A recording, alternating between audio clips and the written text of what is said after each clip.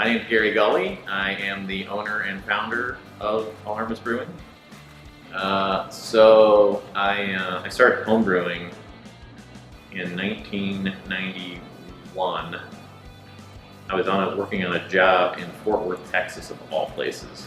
I'm not from Texas, and a coworker of mine started home brewing. I never even heard of it. I didn't even like beer because, the beer that was available then, you know what I'm talking about.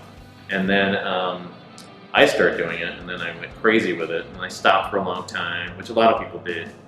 And then I started up again, and the hobby had just taken off in like probably 2005 or so, I would guess. And then I went nuts with it, and then all of a sudden the ideas started forming. Like a lot of the breweries that are around today are because of a home brewer. Started out and got the idea. So we're all either very passionate about our hobby or we're idiots. Depends who you ask, or both.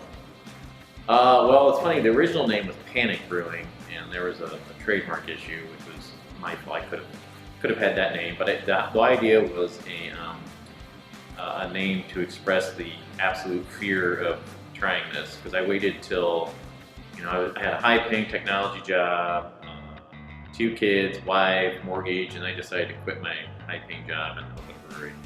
And so it was about getting through that fear of whether it's going to be successful or not. So, well, the brewery, there's a lot of things that make us unique, not the least of which is the team here.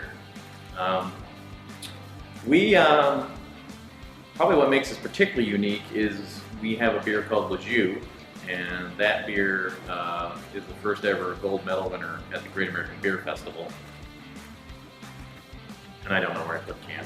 But anyway, there's some, it's up there. There's our medal hanging up there. So that kind of put us on the map for a hazy IPA. And then everything kind of took off from there, but we'd been in business for a couple of years before that happened. The other thing that makes us unique is we are probably a very insane group of people here, and kind of known within the industry here in Chicago, at least, for the characters that work here. So the location was just a matter of, I live in Lincoln Square, and I was looking for something relatively close, affordable, and I needed high ceilings, which is always an issue in Chicago, especially on the north side. So I had a real estate agent, and he said, I think I found the place. We looked at multiple buildings and found this one, and it was pretty perfect. The really weird thing about this building, and this is really weird, is the Siebel Institute of Technology, which is the brewing school in Chicago, oldest brewing school in the United States, was in the building that's attached to us. There's an office building that's part of this thing, and that's where it was, which is really weird. This was not ever a brewery. This is kind of a weird coincidence. So, very strange. Well, technically we're in Sauganash.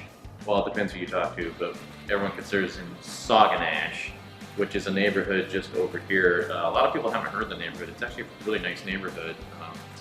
And we get an awful lot of people that come in to hear from that neighborhood and other neighborhoods around us. And we do a lot of donations to local organizations, fundraisers. We do a lot of that. So we donate beer, we donate time, we donate space, raffles, all kinds of stuff. So that's been a big part of what we do when we're open, when there's no COVID. Well, we have a lot of regulars, and they love us. They love the beer, and they love the people who work behind the bar, who are part of that rich tapestry of characters I'm talking about. Everyone's always welcome here. It's a very friendly place. We're not elitists about beer or anything. Even if someone comes up and orders a Miller or a Budweiser, we're very nice to them and explain that we're a brewery and we have something that perhaps they would like better. But no, we have a great, people who come here usually come, we get a lot of return visitors. So juice. Yeah. So Le Jus, as I said, is our flagship beer. That's our hazy IPA. And we started doing variants of that beer, which means we take the same base ingredients and we change the hopping in it. and this one is Cicero Le Jus, which happens to be most of our favorites here at the brewery. And that's where we just, all the hopping is done with Cicero hops, which are a very, very tasty hop. And we like it a lot. That's actually, like I said, that's our favorite variant. Probably, I don't know if everyone feels that way, but I think most of us here at the brewery feel that way.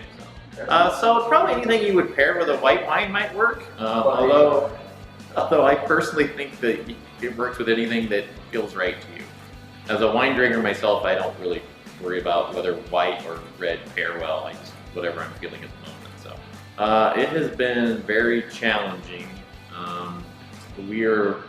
There's been some breweries that have gone under. We've lost a lot of revenue from not having a tap room. But like a lot of breweries, and we all talk to each other, we've all been helped a lot by the different federal programs, the PPP, and all these different things that have happened. So we've been very, very fortunate.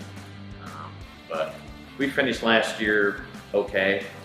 We survived, and we're looking forward to getting through this, and hopefully at some point this year getting back to normal once everyone gets vaccinated, because everyone's going to get vaccinated.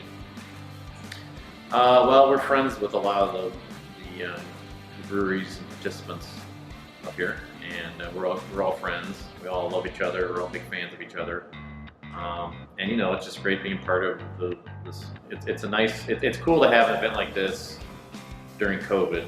We've had a few places try something like this, and it hasn't really panned out in general, but this one it looks like there's been a lot of effort put in, which is awesome. So I think it's going to be really cool, and people need a distraction right now to get through. You can only watch so many Netflix episodes of whatever before you start losing your mind. Well, we have a lot of stuff going on. We have some equipment coming in at some point to help us brew better, faster, cheaper.